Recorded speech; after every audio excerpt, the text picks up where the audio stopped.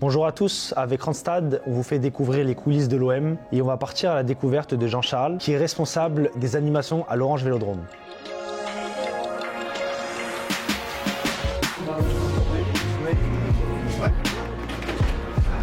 Ouais, Fabio, comment j'ai fait? Mon premier match, je suis noir un peu tard, j'avais que 20 ans, c'était contre le Bayern, quart de finale de Ligue des Champions. Ce soir, c'est le stade qui jette de seul, les gars.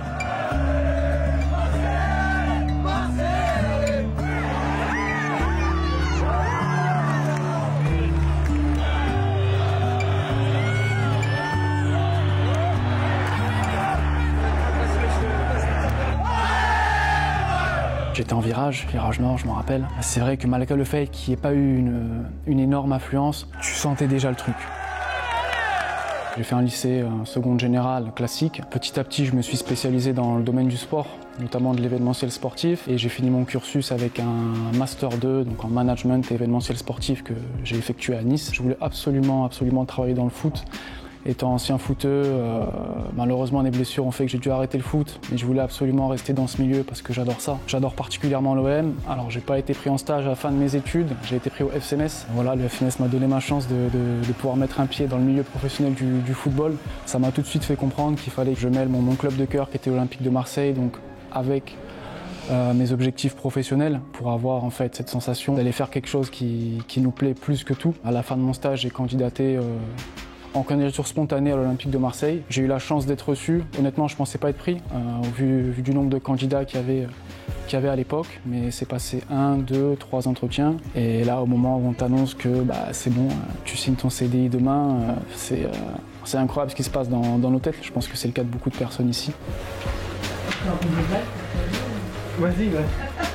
La différence qui a été faite, je pense, avec les autres candidats, c'est que moi, je me suis dit, ok, là, j'ai potentiellement le job de mes rêves qui m'attend. Donc moi, j'y suis vraiment allé relâché. Et le petit plus, je pense qu'ils ont surtout compris que moi, je me donnerais corps et âme pour pouvoir faire ce métier. Donc je regarde Ilias, je regarde pas les écrans. Tu te concentres sur ce que tu vas faire. Et c'est plus Ilias qui viendra et qui te dira à l'oreille 5-4, comme ça, toi, tu es déjà concentré sur ton piano.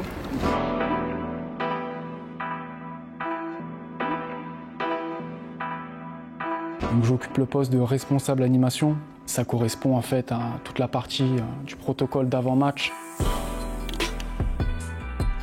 De l'ouverture des portes au public jusqu'à la fin du match, c'est-à-dire tout ce qui va être proposé au grand public, que ce soit dans le stade, mais également à l'extérieur du stade avec les quelques animations qu'on peut mettre en place sur les parvis et de pouvoir présenter une animation propre au public. C'est à la fois beaucoup de travail parce qu'on est un petit peu dans le travail de l'ombre, l'envers du décor. En gros, s'il n'y a pas de couac, s'il n'y a rien qui est relevé, c'est que nous, avec mon équipe, on a bien fait notre travail. Et c'est vraiment le but premier du truc. On sait très bien que les gens viennent au stade pour voir le match, pour voir les 90 minutes. Ça, c'est indéniable. Allez l'OM! Allez l'OM! Allez l'OM, les gars! Mais s'ils peuvent repartir chez eux en se disant « Ah tiens, c'était pas mal quand le ballon est arrivé en parachute. Ah, c'était pas mal, Jean-Pierre Papin qui est venu avec son ballon d'or. Ah, c'était pas mal, cette année, on a célébré les 120 ans. »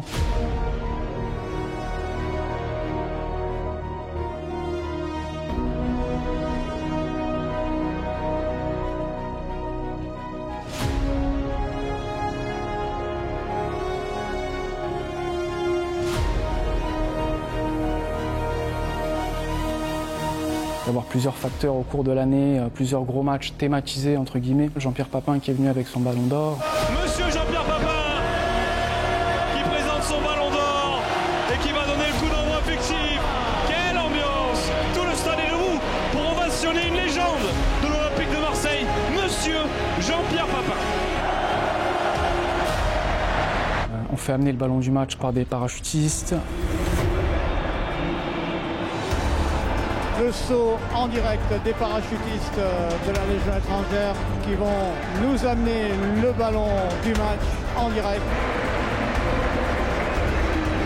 Je pense également aussi à l'hommage qu'on a fait au boss, Bernard Tapie. Ça, pour le coup, c'est quelque chose qu'on n'a pas prévu des mois à l'avance, même si on le savait souffrant.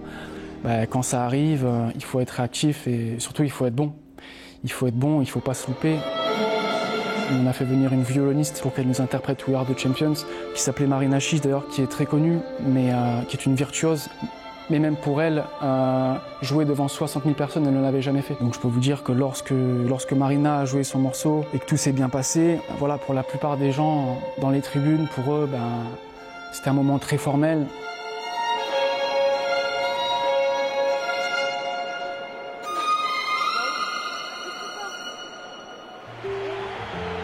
Et quand l'hommage se finit et tu vois que c'est un hommage respectable qu'on lui a rendu, tu as toute la pression qui redescend, tu as limite les larmes qui te montent parce que voilà, de une c'est l'hommage à Tapi, de deux, tu as les 60 000 personnes du stade qui te regardent, plus les millions de téléspectateurs. Quelle ambiance pour le boss ce soir. Il nous faut le meilleur hommage possible pour notre boss Bernard Tapie, ça serait une victoire.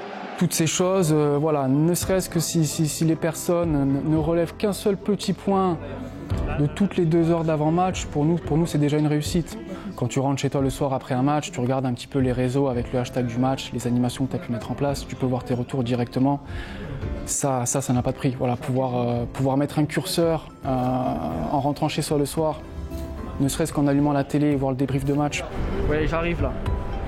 On est aussi dans un club où il y a une exigence qui est élevée et c'est normal. Mais lorsque tu aimes ce club, la pression, tu n'as pas besoin qu'on te la mette parce que tu te la mets tout seul en fait. Tu te la mets tout seul parce que tu sais que tu écris ton histoire avec le club, une petite partie de l'histoire. Alors c'est pas mon travail qu'on retiendra dans les 20-30 prochaines années, même si moi ça va me marquer jusqu'à la fin de ma vie. Mais voilà, on te met aux manettes, on te fait confiance. Il est jeune mais il est sympa, mais c'est le boss. Salut Cédric, enchanté. On va sur 10, c'est ça? Moi je suis arrivé au club, j'avais 25 ans. 2 ans après je suis passé manager et maintenant je suis vraiment responsable de toute la partie et tout ce protocole d'animation d'avant-match entre guillemets. C'est-à-dire que moi, sous ma responsabilité, j'ai des personnes qui vont faire de la vidéo, j'ai des personnes qui vont faire du son, j'ai des personnes qui vont faire de la lumière, j'ai une personne qui va être dédiée uniquement à choisir les ralentis, j'ai une personne qui est dédiée également en bord de pelouse avec une caméra à l'épaule pour pouvoir filmer et retransmettre sur les écrans. Alors bien évidemment, je travaille avec énormément de services au club, quasiment tous. Ça va être tant avec les partenaires parce qu'on sait qu'il y a de plus en plus de partenaires qui font des activations avec les clubs de foot. Donc ça va être voilà, un challenge à faire sur la pelouse. Donc même si c'est un partenaire qui le met en place et le service partenariat qui chapeaute, in fine, c'est nous qui allons livrer cette opération. Quand je dis nous, c'est moi et les équipes qui travaillent avec moi. On a également des budgets, hein. J'ai un budget qui m'est alloué pour pouvoir activer toutes ces animations. Et forcément, une fois que tu as fait la conceptualisation, que tu as livré ton premier, ton deuxième match sur les parvis, après, entre guillemets, quand ça roule, tu laisses la main aux différents intérimaires qui bossent avec nous. Hein. Donc on est en lien étroit avec Randstad par rapport à ça. Un grand merci à Randstad parce que ça nous arrive souvent, jour de match, tu cours à droite, à gauche, hein, ça reste de l'événementiel pur et dur, ça reste un job qui est physique. Ce qui est marrant, c'est que la semaine, tu prépares tout, tu es dans les bureaux, tu prépares tout. Et jour de match, J-1, jour du match, tu es là, tu es sur le terrain, opérationnellement, tu livres tout. Donc nous, on a beaucoup de besoins en termes d'intérimaires, beaucoup de demandes de dernière minute. Et c'est vrai que sans un partenaire comme Randstad, qui est très réactif pour nous mettre des personnes à dispo, on n'y arriverait pas. Donc c'est important aussi de savoir déléguer. C'est pas parce que la personne est en intérim qu'il faut surveiller à chaque fois ce qu'elle fait. Du moment où on arrive à avoir quelqu'un qui vient à tous les matchs, on l'explique une fois. Je pense que les personnes qui viennent sont aussi des gens qui aiment le club et donc qui font ça naturellement. C'est sûr qu'une des plus belles anecdotes, je pense que je m'en suis pas remis, je m'en remettrai toujours pas. OM Bordeaux en début de saison, où on célèbre les 30 ans du Ballon d'Or de Jean-Pierre Papin. Tu vas, tu briefes Jean-Pierre Papin, le mec il arrive avec son Ballon d'Or, quoi. Et pouvoir faire des choses comme ça, mais c'est vraiment incroyable. Et quand à la fin, alors là c'est peut-être une des rares fois effectivement où j'ai franchi la barrière et voilà, et j'ai demandé à Jean-Pierre si on pouvait pas faire une photo parce que voilà, Jean-Pierre, ça reste un idole de beaucoup. Et moi, encore une fois, j'étais trop petit, je ne l'ai pas vu jouer. J'en ai pas dormi. Franchement, j'en ai pas dormi.